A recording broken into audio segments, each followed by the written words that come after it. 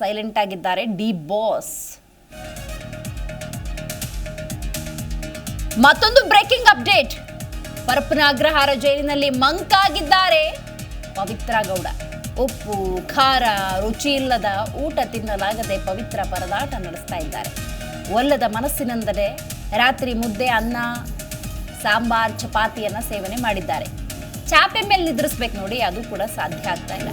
ಸೊಳ್ಳೆಗಳ ಕಾಟ ಬೇರೆ ಇದೆ, ಹಾಗಾಗಿ ಪವಿತ್ರ ಹೈರಾಣಾಗಿ ಹೋಗಿದ್ದಾರೆ. ಸಹ ಕೈದಿಗಳ ಜೊತೆ ಸಹ ಬೆರೆಯಲಾಗದೆ ಮೌನಕ್ಕೆ ಶರಣಾಗಿದ್ದಾರೆ ಪವಿತ್ರ ಗೌಡ. ಐಷಾರಾಮಿ ಜೀವನವನ್ನ ನಡೆಸ್ತಾ ಇದ್ದಂಥ ಪವಿತ್ರಾಗೆ ಜೈಲು ವಾಸ ಒಂದು ರೀತಿ ನರಕವೇ ಆಗ್ಬಿಟ್ಟಿದೆ. ಚಾಪೆ ಮೇಲೆ ನಿದ್ರಿಸಲಾಗದೆ ಸೊಳ್ಳೆಯ ಕಾಟಕ್ಕೆ ಪವಿತ್ರ ಗೌಡ ಹೈರಾಣಾಗಿದ್ದಾರೆ.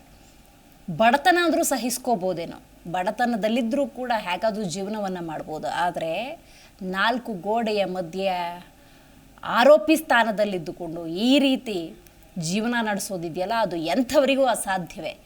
ಅದರಲ್ಲೂ ಈ ರೀತಿ ಐಷಾರಾಮಿ ಜೀವನ ನಡೆಸಿದಂತಹ ದರ್ಶನ್ ಪವಿತ್ರ ಗೌಡ ಅಂದಾಗ ಕಷ್ಟ ಆಗತ್ತೆ. ಆದರೆ ಇಂಥ ಕೃತ್ಯವನ್ನು ಎಸಗುವ ಮುನ್ನ ತಾವು ಮುಂದೊಂದು ದಿವಸ ಇಂಥ ಜೀವನವನ್ನು ಎದುರಿಸಬೇಕಾಗತ್ತೆ ಅನ್ನುವಂತಹ ಪರಿವೇ ಇಲ್ಲದೆ ಮಾಡಿದ್ದಿದೆಯಲ್ಲ, ಆ ಕೃತ್ಯಕ್ಕೆ ಕಾನೂನು ಕೊಟ್ಟಿರುವಂಥ ಸದ್ಯದ ಶಿಕ್ಷೆ ಇದು. ರೈಟ್, ಈ ಬಗ್ಗೆ ಹೆಚ್ಚಿನ ಮಾಹಿತಿಯನ್ನು ನಮ್ಮ ಪ್ರತಿನಿಧಿ ಮೂರ್ತಿ ನೀಡ್ತಾರೆ. ಮೂರ್ತಿ, ಚಾಲೆಂಜಿಂಗ್ ಸ್ಟಾರ್ ದರ್ಶನ್ ಅಂದ ಸಂದರ್ಭದಲ್ಲಿ ದೊಡ್ಡ ನಟ, ಫಿಟ್ನೆಸ್ಸನ್ನು ಮೈಂಟೈನ್ ಮಾಡ್ತಾ ಇದ್ರು, ತಮ್ಮದೇ ಆದಂತಹ ಲೈಫ್ ಸ್ಟೈಲ್. ಇನ್ನು ಪವಿತ್ರ ಗೌಡ ಅಂದಾಗಲೂ ಕೂಡ ಆರಂಭದ ಜೀವನ ಅದು ಹೇಗಿತ್ತು, ಆ ನಂತರ ಐಷಾರಾಮಿ ಜೀವನವನ್ನು ಆಕೆ ನಡೆಸಿದ್ರು. ಸೊ ಸದ್ಯ ಇವರಿಬ್ಬರು ಕೂಡ ಜೈಲು ವಾಸಿಗಳಾಗಿದ್ದಾರೆ. ಇವರಿಬ್ಬರ ಅಲ್ಲಿನ ದಿನಚರಿ ಬಗ್ಗೆ ಏನಿದೆ ಅಪ್ಡೇಟ್ಸ್?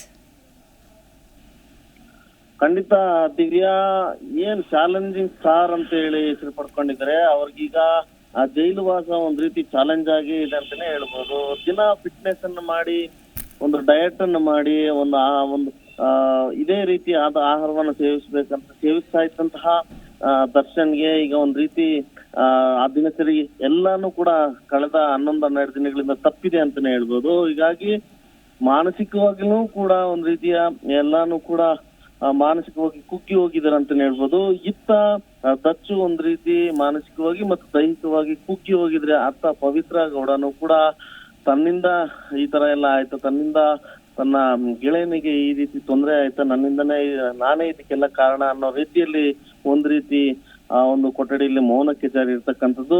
ಮತ್ತೆ ಅಲ್ಲಿ ಕೊಡುವಂತ ಉಪ್ಪು ಖಾರ ಇಲ್ಲದೆ ಇರುವಂತಹ ಊಟವನ್ನ ಸೇವಿಸಲಾಗದೇನೆ, ತಿನ್ನಲಾಗದೇನೆ, ಮತ್ತೆ ಮನೆ ಊಟ ಸಿಗದೆ ಇರೋ ಕಾರಣ ಅವರೊಂದು ರೀತಿ ತೀರಾ ಹೈರಾಣ ಆಗಿದ್ದಾರೆ ಅಂತ ಹೇಳಿ ಕೂಡ ಗೊತ್ತಾಗ್ತಾ ಇರ್ತಕ್ಕಂಥದ್ದು. ಮತ್ತೆ ಎಸ್ಪೆಷಲಿ ದರ್ಶನ್ ಯಾರಿದ್ದಾರೆ ಅವರು ಭದ್ರತಾ ಕೊಠಡಿಯಲ್ಲಿ ಇರ್ತಕ್ಕಂಥದ್ದು. ಆ ಒಂದು ಭದ್ರತೆಯಿಂದ ಇರ್ತಕ್ಕಂಥ ಸಮಯದಲ್ಲಿ ದರ್ಶನ್ ಅವರನ್ನ ಪವಿತ್ರ ಕೂಡ ಮೀಟ್ ಮಾಡಲು ಸಹ ಆಗ್ತಾ ಇಲ್ಲ. ಹೀಗಾಗಿ ಅಲ್ಲಿ ಸಿಗುವಂತ ಉಪ್ಪು ಖಾರ ಇಲ್ಲದ ಊಟ, ಅನ್ನ ಸಾಂಬಾರ್ ಆಗ್ಲಿ, ಅಲ್ಲಿ ಸಿಗ್ತಾ ಇರ್ತಕ್ಕಂಥ ಕೆಲವು ಫೆಸಿಲಿಟಿಗಳಲ್ಲಿ ಏನು ಕೂಡ ದೊರಕ್ತಾ ಇಲ್ಲ. ಎಲ್ಲ ಸಾಮಾನ್ಯ ಕೈದಿಗಳಂತೆ ದರ್ಶನ್ಗೂ ಮತ್ತೆ ಆತನ ಸಹಚರರು ಮತ್ತೆ ಈತ ಪವಿತ್ರ ಗೌಡಗೂ ಕೂಡ ಎಂದಿನಂತೆ ಸಾಮಾನ್ಯ ಕೈದಿಗಳಂತೆ ಒಂದು ಮಲಗಲಿಕ್ಕೆ ಒಂದು ಚಾಪೆ ದಿಂಬನ್ನ ಕೊಟ್ಟಿರ್ತಕ್ಕಂಥದ್ದು. ಹಾಗಾಗಿ ಅಲ್ಲಿ ಒಂದ್ ರೀತಿ ಐಷಾರಾಮಿ ಜೀವನ ನಡೆಸ್ತಾ ಇದ್ದಂತ ಇಬ್ರು ಕೂಡ ಒಂದ್ ರೀತಿ ಮಾನಸಿಕವಾಗಿ ಮತ್ತು ದೈಹಿಕವಾಗಿ ಕೂಡ ಒಂದ್ ರೀತಿಯಲ್ಲಿ ಒಗ್ಗಿಕೊಳ್ಳಕ್ ಆಗ್ತಾ ಇಲ್ಲ ಅಂತ ಹೇಳಿ ಕೂಡ ಗೊತ್ತಾಗ್ತಾ ಇರ್ತಕ್ಕಂಥದ್ದು ದಿವ್ಯಾ. ಹೀಗಾಗಿ ಎಲ್ಲ ಒಂದ್ ಕಡೆ ನಾನ್ ವೆಜ್ ಪ್ರಿಯ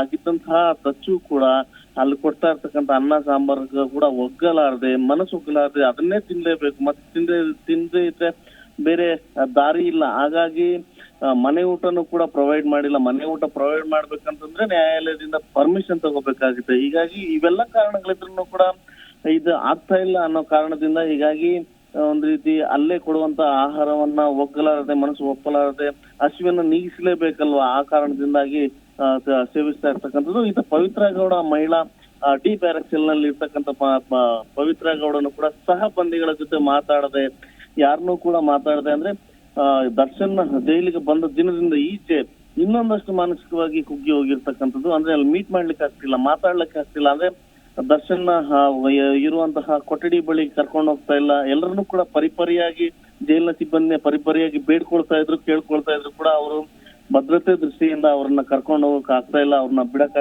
ಅಲ್ಲಿ ಕರ್ಕೊಂಡೋಗಿ ಮಾತಾಡ್ಸ್ಲಿಕ್ಕೂ ಕೂಡ ಅವ್ರು ಒಪ್ಪುತ್ತಾ ಇಲ್ಲ ಅನ್ನೋದು ಕೂಡ ಹೀಗಾಗಿ ಜೈಲಿನ ಮೂಲಗಳಿಂದ ಗೊತ್ತಾಗ್ತಾ ಇರ್ತಕ್ಕಂಥದ್ದು ದಿವ್ಯಾ. ಹೀಗಾಗಿ ಇಬ್ಬರಲ್ಲೂ ಕೂಡ ನೀನೊಂದು ತೀರಾ ನಾನೊಂದು ತೀರಾ ಅನ್ನೋ ಹಾಗೆ ಇಬ್ರು ಕೂಡ ಒಂದ್ ರೀತಿ ಜೈಲಿನಲ್ಲಿ ವಾಸ ಮಾಡ್ತಿದಾರೆ ಅಂತಾನೆ ಹೇಳ್ಬೋದು ದಿವ್ಯಾ.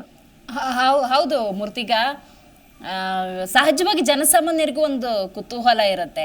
ಈಗ ಪರಪ್ಪನ ಅಗ್ರಹಾರ ಜೈಲು ಸೇರಿದ್ದಾರೆ ಅಂದರೆ ಇಬ್ಬರು ಕೂಡ ಸಹಪಾಠಿಗಳೇ ಆಗಿರೋದ್ರಿಂದ ಅಲ್ಲಿ ಅವ್ರಿಗೆ ಮೀಟ್ ಮಾಡೋದಕ್ಕೆ ಅವಕಾಶ ಇರುತ್ತಾ? ಈಗ ಪವಿತ್ರ ಗೌಡ ಕೂಡ ತಾನು ಮೊದಲು ಜೈಲಿಗೆ ಹೋಗಿದ್ರಿಂದಾಗಿ ದರ್ಶನ್ ಯಾವಾಗ ಬರ್ತಾರೆ ಅಂತ ಕಾಯ್ತಾ ಇದ್ದಿದ್ರಿಂದಾಗಿ ಆ ಜೈಲಿನ ಸ್ಥಿತಿಗತಿಗಳ ಬಗ್ಗೆ ಹೇಳ್ಬೋದು. ಅಂದರೆ ಮಹಿಳೆಯರ ಬ್ಯಾರಕ್ ಯಾವ ಕಡೆ ಇರುತ್ತೆ, ಪುರುಷರ ಬ್ಯಾರಕ್ ಯಾವ ಕಡೆ ಇರುತ್ತೆ, ಏನಾದರೂ ಕಡೆ ಪಕ್ಷ ಊಟದ ಸಂದರ್ಭದಲ್ಲಾದರೂ ಅವರಿಬ್ರು ಮೀಟ್ ಆಗೋದಕ್ಕೆ ಸಾಧ್ಯವಾ? ಈ ಥರ ಸಹಜ ಪ್ರಶ್ನೆಗಳಿರ್ತವೆ ಮೂರ್ತಿ. ಖಂಡಿತ ನೀವ್ ಹೇಳಿದ್ದು ಖಂಡಿತ ದಿವ್ಯಾ, ಅದೊಂದ್ಸರಿ ಒಂಥರ ಅನ್ವಯ ಆಗುತ್ತೆ. ಆದ್ರೆ ಇಲ್ಲಿ ಒಂದು ನಾವು ಗಮನಿಸ್ಬೇಕಾಗಿರೋದು, ಈತ ದರ್ಶನ್ ಯಾರಿದ್ದಾರೆ, ನಟ ದರ್ಶನ್, ಈತ VIP ಆಗಿರೋದ್ರಿಂದ ಈತನನ್ನ ಬಿ ಬ್ಯಾರಕ್ ನ ಭದ್ರತಾ ಸಿಬ್ಬಂದಿಯ ಕೊಠಡಿಯಲ್ಲಿ ಇರಿಸಲಾಗಿದೆ.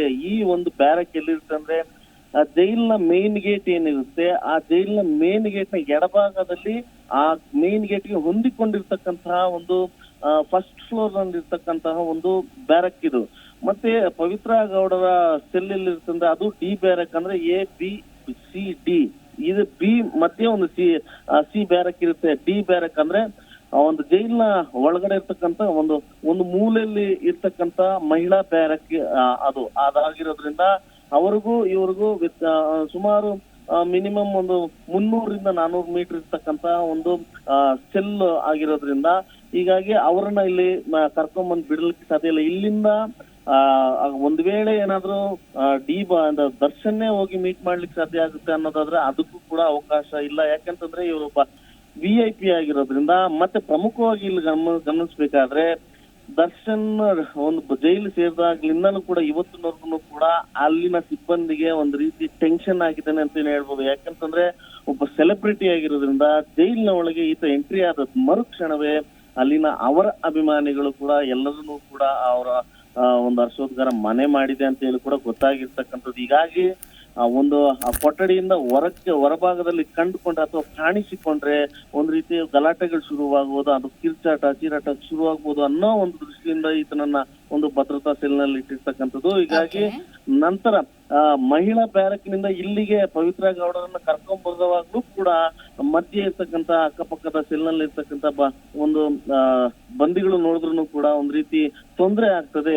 ಭದ್ರತೆ ದೃಷ್ಟಿಯಿಂದ ಇವರನ್ನ ಕರ್ಕೊಂಡೋಗಿ ಬಿಡ್ಲಿಕ್ಕೂ ಕೂಡ ಸಾಧ್ಯ ಇಲ್ಲ ಅನ್ನೋದು ಕೂಡ ಗೊತ್ತಾಗ್ತಾ ಇರ್ತಕ್ಕಂಥದ್ದು. ದಿವ್ಯಾ, ಥ್ಯಾಂಕ್ ಯು ಮಾಹಿತಿಗಾಗಿ ಮೂರ್ತಿ. ಜಿ ಕನ್ನಡ ನ್ಯೂಸ್ ಈಗ ನಿಮ್ಮ ಮನೆಯಲ್ಲೇ ನೋಡಿ. ಎಲ್ಲ ಕೇಬಲ್ಗಳಲ್ಲಿ ಈಗ ಲಭ್ಯ. Sun Direct 292, Jio TV 1334, U digital 162, city cable 51, GTPL 17, Abhishek cables 821, Rockline telecommunication 51, Shri Basaveshwara number 60, Vinayaka digital number 53, in digital number 896ರಲ್ಲಿ. ನಿಮ್ಮಿಸ್ತದ ಜಿ ಕನ್ನಡ ನ್ಯೂಸ್ ನೋಡಿ ಆನಂದಿಸಿ.